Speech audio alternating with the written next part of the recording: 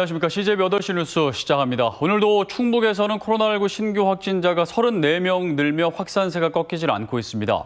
특히 최근에는 충주의 상황이 심각한데요.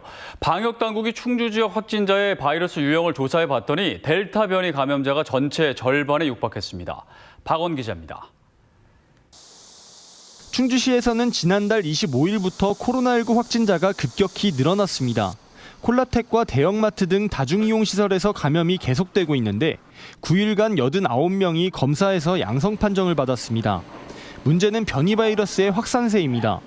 최근 확진된 75명 중 41명, 절반 넘게 변이 바이러스 확진자로 확인됐는데 이 중 전파력이 강한 델타 변이가 34명으로 83%를 차지하고 있습니다.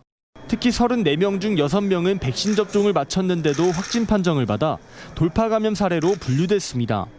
방역당국은 델타 변이가 확산되고 있는 만큼 앞으로 도내 확진자들의 표본을 추출해 변이 검사를 자체 시행할 방침입니다. 그동안은 이제 델타 변이는 질병청에서 최종 확정 승인이 나야지만 이제 델타 변이라고 인정을 하고 있었거든요. 이제 8월 2일부터는 이제 저희 지역 내 보건환경연구원에서도 이제 검사를 진행할 수 있어서 변이 바이러스 확산에 직면한 충주시는 특별 점검반을 꾸려 유흥시설과 식당 등 8,500곳의 다중이용시설을 점검하는 등 방역 강화에 나섰습니다. 전파력이 강한 변이 바이러스를 중심으로 하루 10명 이상의 확진자가 계속되고 있어서 이전보다 더욱 강화된 방역 대책이 필요한 시점입니다. 변이 바이러스가 지역 깊숙이 침투한 데다 돌파 감염까지 속출하고 있어 신속한 백신 접종과 함께 실내외 마스크 착용이 다시 한번 강조되고 있습니다. CJB 박원입니다. 때이르기는 하지만 벌써 여름방학을 마치고 개학한 학교들이 있습니다. 2학기 전면 등교 방침에도 불구하고 코로나 상황이 위중한 탓에 일단 원격 수업으로 2학기를 시작했습니다. 2학기 학사 운영에 대한 교육당국의 고민이 깊은 상황입니다. 홍우표 기자입니다. 진천중학교가 10일간의 짧은 여름방학을 마치고 개학을 했습니다. 겨울방학 기간 학교 건물에 대한 성면 제거 공사가 2달여간 예정돼 있어 여름방학 일수를 최대한 줄였습니다. 이 학교는 전교생 600명 이하로 현행 사회적 거리 두기 3단계에서는 전면 등교가 가능하지만 이번 한 주만 비대면 수업을 결정했습니다. 더위가 있었고요. 또 직전에 선생님들이 백신 접종으로 많이 백신 접종을 하셨기 때문에 혹시 모를 사태에 대비해서 방학을 개학함과 동시에 원격 수업을 한 주간 하자. 사립유치원을 제외한 도내 대부분의 공립학교의 개학일은 대부분 오는 11일부터 다음 달 1일 사이에 걸쳐 있습니다. 충북의 경우 전교생 600명 이상의 학교도 밀집도를 낮추는 선에서 전면 등교가 가능합니다. 충청북도 교육청의 2학기 전면 등교 방침에는 현재로서는 변함이 없습니다. 학생들의 학습 격차를 마냥 두고 볼 수만은 없다는 교육계 내부에 공감대가 형성돼 있는 것입니다. 설령 전면 등교가 불가능해지는 최악의 사태가 온다 해도 고등학교 3학년의 전면 등교는 최후의 마지노선입니다. 고3은 우선 등교하는 걸로 그렇게 하고 그런 방침을 좀 보내서 그러니까 어쨌든 어려운 와중에도 학생들이 등교할 수 있도록 최대한 노력하려고 하는 그런 의지를 좀 담은 지침을 보냈습니다. 코로나19의 확산세를 꺾겠다는 사회적 거리두기 4단계가 끝나는 오는 8일 전후에 정부가 내놓을 새로운 조치 내용에 따라 2학기 전면 등교 여부가 갈릴 전망입니다. CJB 홍우표입니다.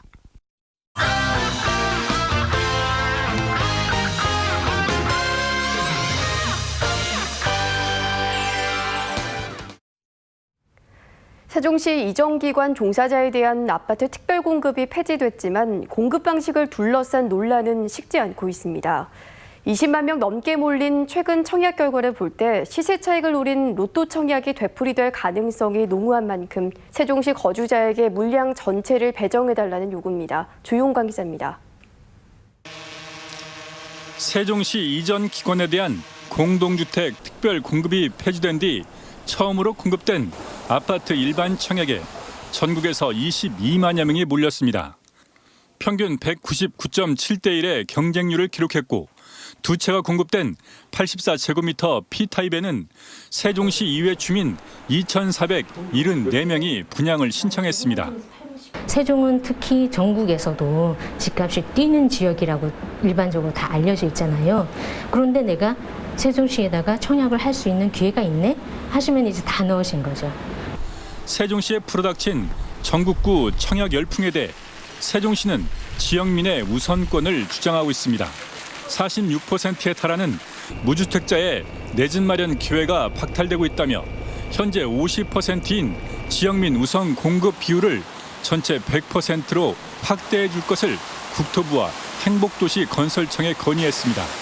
100%를 다 여기서 소화할 수 있도록 해달라는 게 저희의 주문인 거죠. 다만 이제 그게 어려우면은 비율을 조정해 주는 것도 방법일 수도 있다는 거죠. 반면 국토부와 행복청은 신중한 분위기입니다. 인구 50만 달성을 위해서는 인구 유입이 더 필요한 상황으로 달라진 세종시의 여건과 추가로 있을 분양 결과 등에 대한 분석이 필요하다고 밝혔습니다. 대규모 특혜 개발 같은 경우에는 보통 저희가 5대5를 다 따르고 있거든요. 여러 가지 여건 변화가 많이 되어 있기 때문에 저희가 그런 필요성에 대해서는 조금 검토를 해야 되지 않을까 생각은 하고 있습니다. 공무원 특공 논란이 로또 청약 논란으로 옮겨간 가운데 세종과 비세종 간 당첨 비율 결과에 따라 향후 세종시 청약제도 개편 논의도 본격화될 전망입니다. CJB 조윤광입니다. 민주당 대선 주자인 이재명 경기도지사가 오늘 충북을 찾았습니다. 이 지사는 국토균형 발전이 국가 생존과도 직결된 중대 사안이 됐다며 지방에 대한 과감한 재정 투자를 강조했습니다. 김기수 기자입니다. 더불어민주당 대선 후보인 이재명 경기도지사가 나흘간의 전국 순회 마지막 일정으로 충북을 찾았습니다. 이 지사는 가장 먼저 국토균형 발전에 대해 언급했습니다. 모든 정치인들이 국토균형 발전을 외치지만 실제로 잘된 경우는 없었다며 국가의 지속적인 성장과 생존에 반드시 필요하다는 철학과 가치를 갖고 추진해야 한다고 밝혔습니다. 특히 지방에 대한 인프라 투자와 산업단지 신설 배치 등 정부 차원의 지원을 강조했습니다. 더 많은 정부의 재정적 지원, 정책적 결단이 있어야 되고 이 점에 대해서는 우리 국민 모두가 동의할 것으로 생각합니다. 지역 현안인 충청권 광역철도망에 대해선 장기적 차원에서 검토해야 한다고 밝혔습니다. 기반 시설을 확보해야만 사람이 모일 수 있다며 충북이 요구하는 도심 통과 노선이 반영돼야 한다고 말했습니다. 기왕이면 좀 길게 멀리 보고 장기적인 관점에서 더 많은 사람이 더 효율적으로 사용할 수 있는 길을 지금 당장 비용이 좀 많이 들더라도 선택해야 된다라고 생각합니다. 또한 이 지사는 충주에 처가 연고가 있지만 그런 부분이 지지 후보를 결정하는 결정적 요소가 돼서는 안 된다며 자신의 삶을 바꿔줄 수 있는 후보가 과연 누구인지 충북도민들이 선택해 줄 것이라고 말했습니다. CJB 김기수입니다.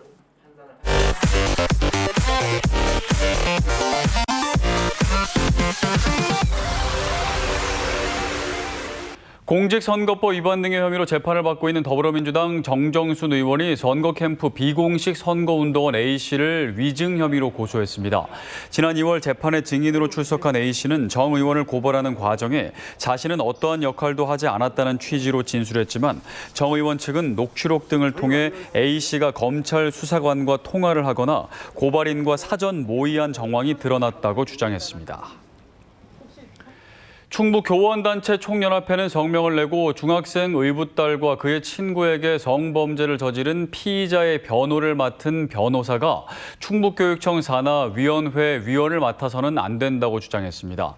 이들은 성폭력 피의자의 변호를 맡은 것이 법적으로 문제가 없다고 하더라도 도의적으로 적당한 처사가 아니라며 해당 위원은 교육청의 모든 위원직을 스스로 내려놓고 충북교육청은 해당 위원을 배제할 것을 촉구했습니다. 충북의 제조업과 비제조업의 7월 기업 경기가 동시에 개선됐습니다. 한국은행 충북본부가 도내 441개 업체를 조사한 결과 제조업 7월 업황 지수는 91, 비제조업은 67로 한 달 전보다 각각 3포인트와 2포인트 상승했습니다. 제조업은 원자재 가격 상승을, 비제조업은 인력난과 인건비 상승을 주요 애로사항으로 꼽았습니다. 주택도시 보증공사 허그는 지난달 30일 제59차 미분양 관리 지역 6곳을 선정하면서 진천군을 제외했습니다. 지난 4월 말 미분양 관리 지역에 신규 지정된 진천구는 최근 미분양 세대의 빠른 소진에 힘입어 석 달 만에 미분양 관리 지역에서 해제됐습니다. 충청북도가 공정하고 투명한 감사 행정 실현을 위해 2년 임기의 도민감사관 40명을 위촉했습니다.